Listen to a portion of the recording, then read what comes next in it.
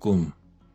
꿈이라는 단어에는 미래에 대한 자신의 소망으로서의 꿈과 실제로 잠을 자면서 꾸는 꿈 등 여러 의미가 있을 수 있습니다. 그 중에서도 잠을 통한 꿈에 대한 해석은 오늘날 현대화된 사회에서도 그 해석을 위해 전문가로 불리는 사람들을 찾아 일희일비하는 경우도 매우 많습니다. 꿈에 대한 좋은 해석은 길몽이라고 여겨지며 매우 기분 좋아지는 반면 악몽처럼 느껴지는 것은 하루 종일 기분을 꿀꿀하게 만들기도 하죠. 도대체 꿈은 무엇일까요? 미래에 대한 경고일까요?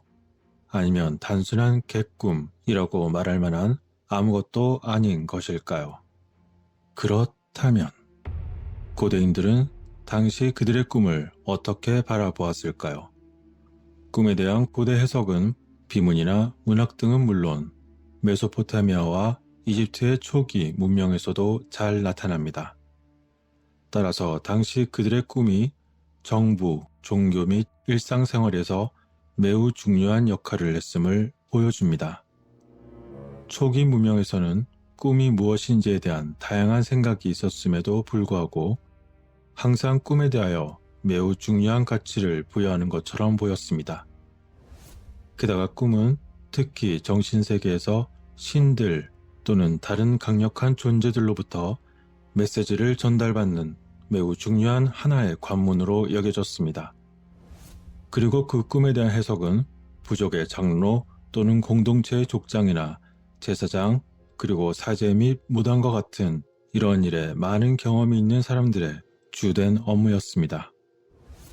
무당은 접신, 빙의 또는 의도적인 가사 상태 등을 포함한 여러 가지 방법으로 마음대로 꿈의 세계에 들어갈 수 있었다고 전해집니다. 그리고 그들은 인간과 다른 존재의 영혼을 만나고 싸우기도 하며 잃어버린 영혼을 회복하고 치유하고 꿈의 의미를 삶에 가져올 수 있었다고 여겨지기 때문에 그들의 조언은 고대에 매우 가치가 있었습니다. 그 중에서도 그리스어로 오아니로만시라고 불리는 것은 꿈에 기초한 점의 한 형태이며 또한 꿈을 사용하여 미래를 예측하는 것을 말합니다.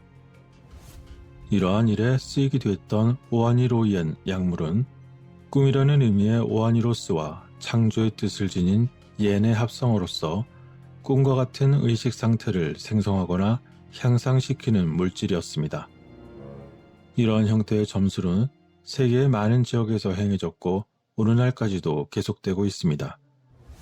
그중 하나의 예로 고대 메소포타미아 문명에서 꿈에 대한 해석은 유명한 길가메시 서사시와 아트라시스와 관련된 문헌에서 찾을 수 있습니다.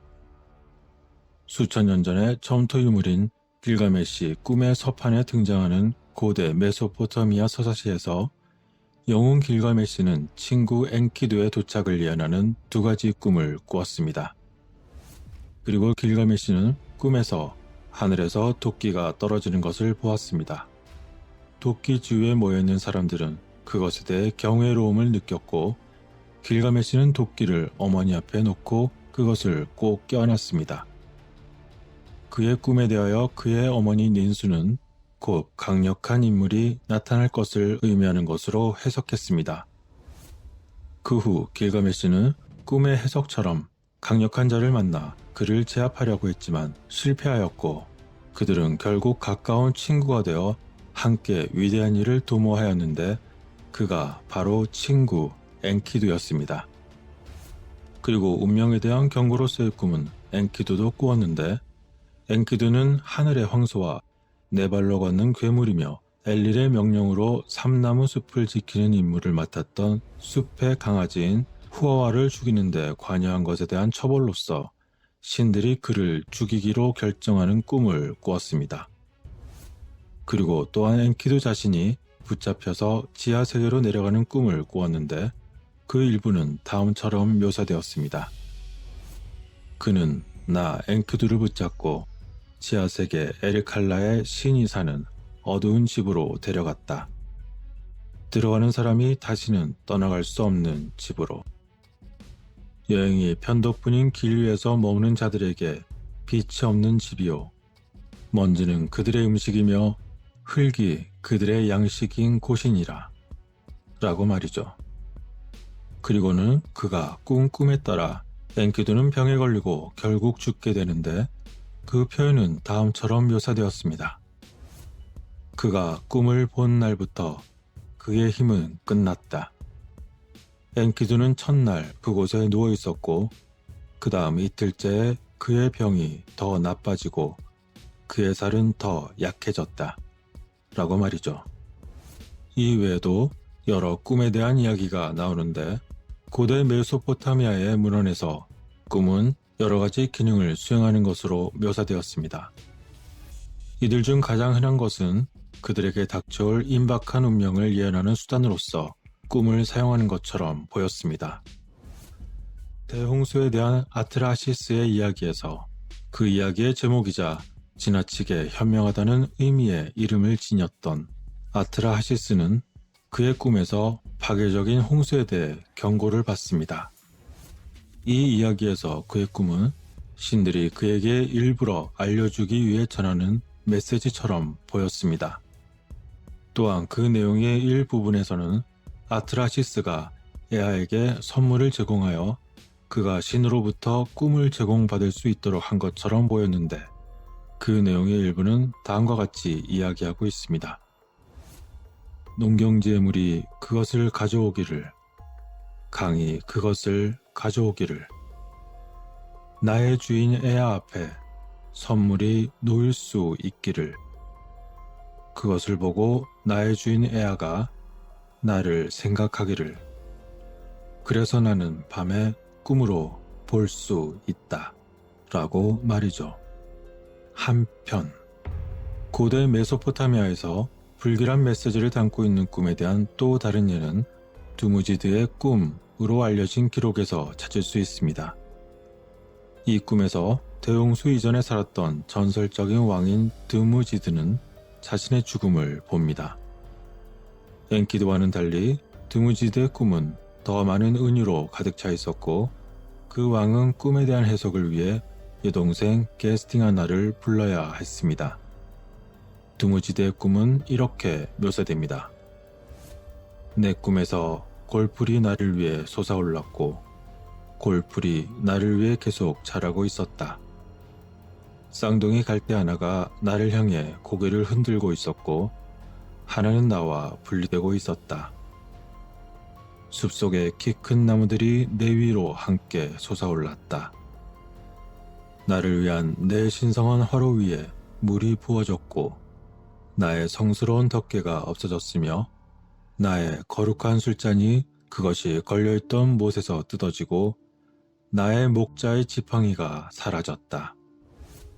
올빼미가 양의 집에서 어린 양을 가져갔고 매가 갈대 울타리에서 참새를 잡았으며 나의 사냥들은 나를 위해 먼지 속에서 그들의 짙은 수염을 끌고 있었고 내 숫 양들이 나를 위해 두꺼운 다리로 땅을 긁고 있었다. 거룩한 덮개는 옆으로 놓여 있었고 따라진 우유도 없었으며 마시는 컵은 옆에 놓여 있었고 두무지드는 죽었으며 양 우리에는 귀신이 들렸다 라고 말이죠. 이러한 꿈에 대하여 들은 여동생 게스티아나의 해석 중 일부는 다음과 같습니다.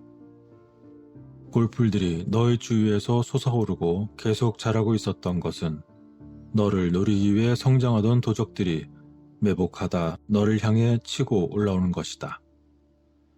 너를 향해 고개를 흔들던 갈대 한 그루는 너를 위해 머리를 흔드는 어머니이고 분리되었던 그 쌍둥이 갈대는 너와 나이다. 그 중 하나는 너에게서 분리될 것이다. 그리고 너의 위에 함께 우뚝 솟은 숲 속의 키 큰 나무들은 너를 벽 안에서 잡고 있는 사악한 자들이다. 또한 물이 너의 신성한 화로 위에 쏟아졌다는 것은 양의 우리가 침묵의 집이 될 것임을 의미한다. 그리고 거룩한 너의 덮개가 너에게서 제거되었다는 것은 악한 사람이 그것을 그의 손으로 안으로 가져갈 것임을 의미하는 것이다. 라고 말이죠. 이와 같은 문학의 영역을 넘어선 고대 메소포타미아인들의 기록은 그들의 꿈을 진지하게 받아들였다고 말할 수 있을지도 모릅니다.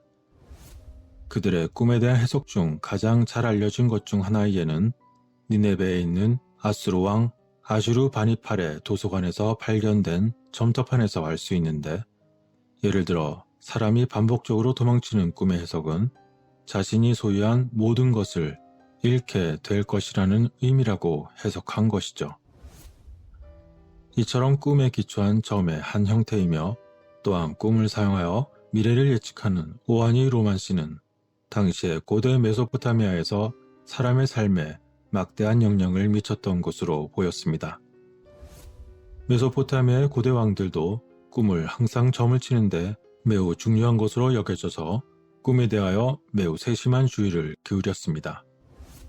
예를 들어 수메르 도시 국가 라가시의 왕 구데아는 꿈에서 닌기루수 신전을 재건하라는 지시를 받은 결과 그 신전을 재건했습니다. 그리고 꿈은 때때로 다른 세계를 보는 수단으로 간주되기도 했으며, 영혼 또는 그 일부가 잠자는 사람의 몸에서 빠져나와 실제로 그 장소와 사람을 방문했다고 생각했던 것으로 보였습니다. 그런데 고대 이집트에서도 꿈에 대한 생각은 서로 크게 다르지 않았던 것으로 보입니다. 이집트에서는 기원전 2000년까지 당시 사람들이 자신들의 꿈을 파피루스에 기록했습니다. 그리고 생생하고 의미 있는 꿈을 가진 사람은 축복받은 사람으로 여겨져 매우 특별한 사람으로 생각되었습니다. 또한 고대 이집트인들은 꿈이 신의 메시지를 전하는 신탁과 같다고 믿었습니다. 게다가 그들은 신성한 계시를 받는 가장 좋은 방법은 꿈을 꾸는 것이라고 생각했고, 따라서 꿈을 유도하기 위한 여러 방법들을 고안했습니다. 이집트인들은 신들로부터 조언과 위안 또는 치유를 받기 위해 그들의 성역에 가서 특별한 꿈의 침대라고 생각한 곳에서 잠을 자곤 했습니다. 그리고 스핑크스의 발 사이에는 두투못의 사세가 파라오가 되겠다는 약속에 대한 꿈을 꾼 뒤에 그가 스핑크스를 어떻게 복원했는지에 대한 설명하는 비석이 있었던 것이죠. 이처럼 꿈에 대한 점은 메소포타미아나 이집트는 물론 모든 장르의 그리스와 로마 종교와 문학의 공통된 특징이었습니다. 아리스토텔레스와 플라톤은 다양한 작품에서 꿈에 대해 이야기하기도 했습니다. 현재까지 유일하게 살아남은 그리스, 로마의 꿈에 대한 책인 오네이로 크리티카는 아르테미도로스가 저술했습니다. 아르테미도로스는 자신 이전에 많은 수의 꿈에 대한 문서의 저자들을 인용하곤 했지만 그것은 현재 모두 소실되고 말았습니다. 이와 같은 많은 꿈에 대한 이야기들처럼 성경에서도 전체에 걸쳐 하나님의 징조나 메시지로 나타나곤 했습니다. 그에 대한 몇 가지에는 다음과 같습니다.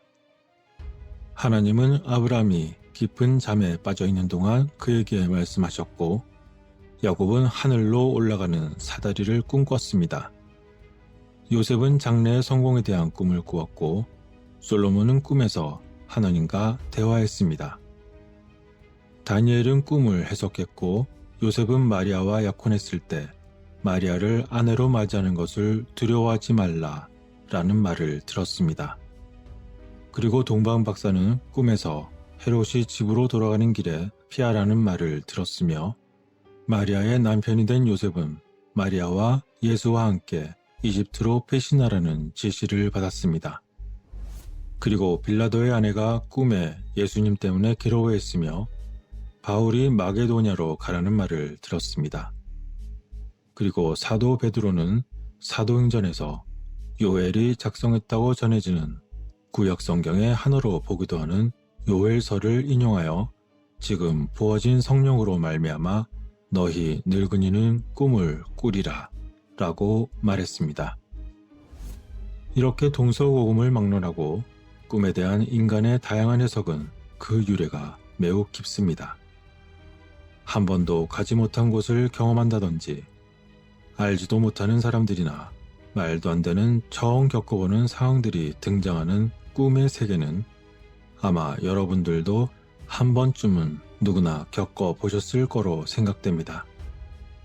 하지만 그렇게 누구나 한 번쯤은 겪어봤을 꿈에 대한 것이 고대로부터 현재이기까지 여전히 그 현상에 대한 명확한 해답은 얻지 못하고 있습니다.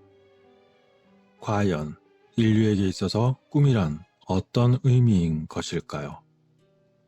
정말로 미래를 알려주는 계시인 걸까요? 아니면 또 다른 차원에서 겪고 있는 또 다른 상황인 걸까요? 이도 저도 아니라면 그저 단순한 꿈일 뿐일까요? 여러분들의 생각은 어떠신지요? 그 무엇을 상상하던 모든 판단은 여러분들의 몫입니다. 끝까지 시청하시고 구독과 공유, 추천하신 모든 분들께 깊은 감사를 드립니다.